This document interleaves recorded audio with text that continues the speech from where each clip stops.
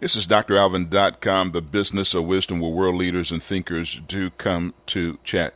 Very fortunate to have the international best-selling author, Dr. Daisy Sutherland. The name of the book is Letting Go of Supermom, Dr. Mommy's Get Real Approach to a Balanced Life. I'd like for you to begin to give me some idea of your expertise. What qualifies you to talk about this important subject?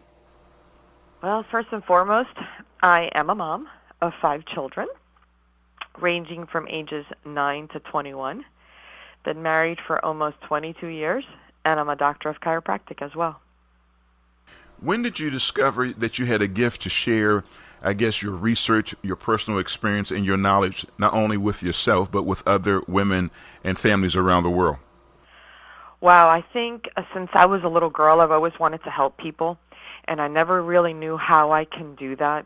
And so I was encouraged to go into the route of health and wellness because I'd be able to help people there. And so I became a doctor, but I still felt I needed to reach out to more people, and particularly women, since, of course, I'm a woman and I can relate to them a little bit more. But I wanted to be able to reach out to them and in a vast amount. And I guess it started when I was younger. And then I became a doctor and started to do my research and touch more people, and then came online and was able to touch even more people. Before we get into today's book, tell me about what I can experience when I go to drmommyonline.com. Wow, when you go there, you'll be able to find information ranging from inspiration, motivation, to relationship and health and wellness and homeschooling. I created that website to be an online resource for busy moms and busy women who don't have the time to speak to people or research things. We do it all for them. It's all there for them. Now, as you know, there's a lot of other online services that deal with this marketplace. So what are some of the unique things that you provide there that we cannot get anywhere else? Well, my website, first and foremost, like I said, I am a doctor, so a lot of the information there has been researched thoroughly, so it is valid information. But not only that, it's information that is easily digestible. Too often we'll go to a lot of these other websites and you can't understand what they're saying. You actually have to have a thesaurus or a dictionary next to you. I've taken that liberty of making that information to a point where people can understand it and don't have to have something there to digest and comprehend all the wording that I use. And it's from other women that are busy as well. So it's not just me. I have input from other women there as well. So tell me about some of your childhood experiences, being one of 3 girls in your strict household, that has helped shape you in some of your theology, philosophy, and perspective in life. Well, coming from a very strict Hispanic household, it was challenging, to say the least. I wasn't one that could really voice my opinion or share. And so I knew that if I was going to start a family, because it was a big if, I wasn't sure if I was even going to have one, but God blessed me with 5 children and a loving husband, so that did change dramatically. I knew that I was not going to have a childhood or create that household that I was brought in. I wanted to make sure that my children knew that they were always going to be loved and nurtured and safe and protected, but also would have that ability to communicate, because communication is so important, and build that relationship with my children, something that I didn't have when I was growing up. What are some of the techniques that you recommend that are ideal for homeschooling for our children? Wow, homeschooling especially. When I first started, I never thought I would do it. I thought I'd pull my hair out and be bald by the time I was 40. But of course, what it did was just increase the relationship between the child and the parent even more. Both my husband and I joined together in homeschooling. Thankfully, it's not just me. I can't imagine it being just me. But it has, our relationship has built, and we also are able to teach our children subjects and topics of information that they wouldn't get in school, and has also increased our faith dramatically because of that. Now, one of the central themes you use in your book is Proverbs 31. Again, I thought I've heard every teaching concerning Proverbs 31. What aspects of that are you sharing that are different? Well, it's amazing because every woman strives to be the Proverbs 31 woman, and they think that she is this, which she is, totally amazing woman, and that they have to do it all. And I approach it totally different, because if you really read through Proverbs 31, yes, she is truly amazing. Yes, she has wonderful talents, but she didn't do it all alone. And that's one thing that a lot of women tend to oversee. They don't realize that she had help, and not only did she have help, but she welcomed it with open arms, and she actually required for the slave women to help her and her family.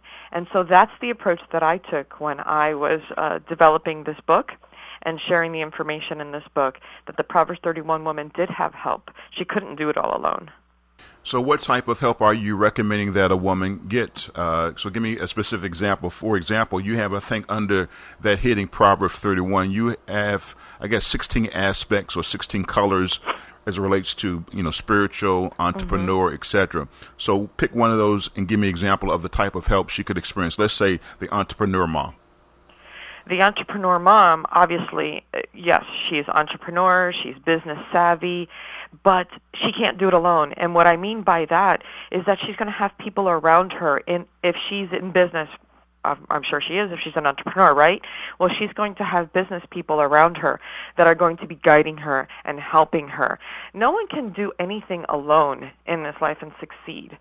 I mean, I even say Jesus had his 12 disciples to help him reach out to the people and share his word.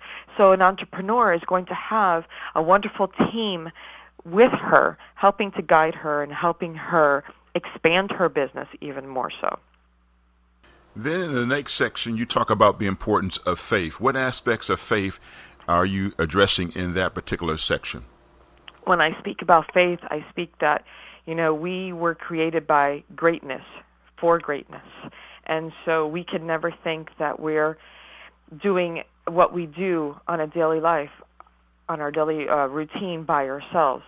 And so with faith, I always say my faith has grown even more when I had children, because I can see the beauty in them. And my faith continues to grow because I know that I'm not in this alone, that my Heavenly Father is looking down upon me, and that women need to realize that as well, that they're not in this alone, that we have our ultimate parent above us that we can look up to for guidance and protection and unconditional love. Then the next section, you deal with the subject of family. Let's look at two aspects of that particular section. Tell me about family fun times. Oh, my goodness. You want to leave a legacy behind for your children. And so family fun time is so important. And what I mean by that is it doesn't always have to be a staunch home like the way that I was raised, where the child was seen and not heard.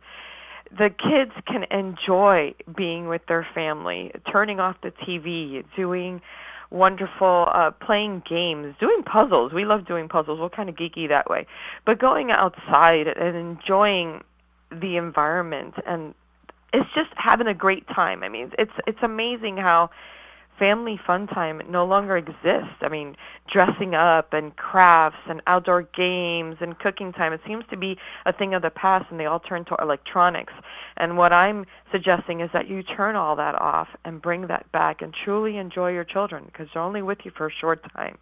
They will grow up and create families of their own, and you're hoping that what you taught them when they were young, they will continue with their families.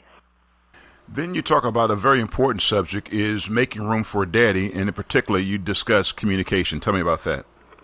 Oh, my goodness, yes. And I'm very blessed to be able to have a loving and supporting husband. And it's so important that we do have to make time for our significant other, in particular your husband. And for women, what I tell them is, and I always get this look of confusion when I tell them that the order of how they should take care of themselves is, of course, God first. You can never put God last. He's always first. Then you, then your husband, then your children. And too often the order is mixed up where they put their children first. And they have to realize that their spouse, their significant other, their loving husband is there for them. It's a partnership. It's teamwork. You have to do things together, and you have to make time for him. not only your children. Again, your children are going to grow up and move out, and you're going to have this relationship with your husband. And what's going to happen when they move out and you've totally neglected him the whole entire time? So communication is extremely important, where you have to take time and talk and share your experiences and ask him about his day and share your experiences of your day. Make date night a priority, and it doesn't always have to be at night. It can be during the day, just 15 minutes of quiet time with you and your husband. I can't tell you the importance that is, and how it'll make him feel and make you feel as well. Let's look at one other aspect, and we're listening to the extraordinary best-selling author of Letting Go of Supermom. Tell me about the subject of aging parents. Yes, aging parents. Wow, that's a huge phenomenon, eh? And that is one that when I was growing up, way back when, we took care of our elderly. We brought them in. I know that it was part of our heritage to begin with, that always have them close. And it seems that now, as the parents age, they are looking for the nursing home or assisted living to put them in and totally forget all the work that our parents did for us. And so one of the things that I mentioned is that we shouldn't forget that. We shouldn't forget our parents, because if they can raise 2, 3, 4, 5 children, we can certainly help them in their time of need. And one of the things that I share is that too often when the adults age, the adult children think that they've lost their wisdom. Oh my gosh, and that is so far from the truth. And basically, when I'm talking about taking care of aging parents, is that you have to understand that they're still adults and that you can't treat them like children. And sometimes they just want to have their space and want to be able to communicate with you things of their past. And I truly enjoy those stories of times back then. It's not the same as today. And so I love those stories, but what you want to do is definitely have them move in, make them a part of your family, get them involved, listen to them, make them feel wanted. That is so, so important. Too often these aging parents and aging adults, they don't feel wanted by their family. Talking about Letting Go of Supermom, we listen to extraordinary Dr. Daisy Sutherland. Give me a final thought. Tell me how to get a copy of the book. Let me know about any website, Facebook, etc., to be a part of your world. Absolutely. Well, I'm excited because the book is released today, August 7th, and it's available in local bookstores, Christian bookstores, Amazon.com, BarnesandNoble.com, anywhere that you can get a book. You can also order it from my website on DrMommyOnline.com. And you can find me on Facebook on Dr. Mommy Online is my Facebook page, or Dr. Mommy is my profile page. On Twitter, I'm Dr. Mommy as well. I'm everywhere as Dr. Mommy.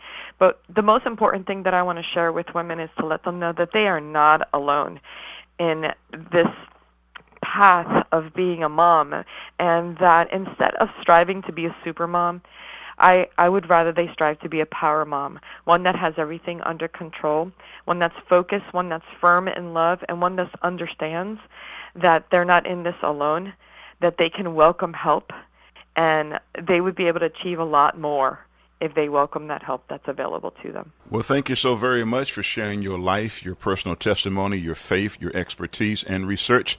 This will be featured at DrAlvinCom, the business of wisdom, where world leaders and thinkers do come to chat. Also will be featured at DrAlvin.com on Facebook. And you continue to have a remarkable and amazing day, okay? Thank you so much. You do the same.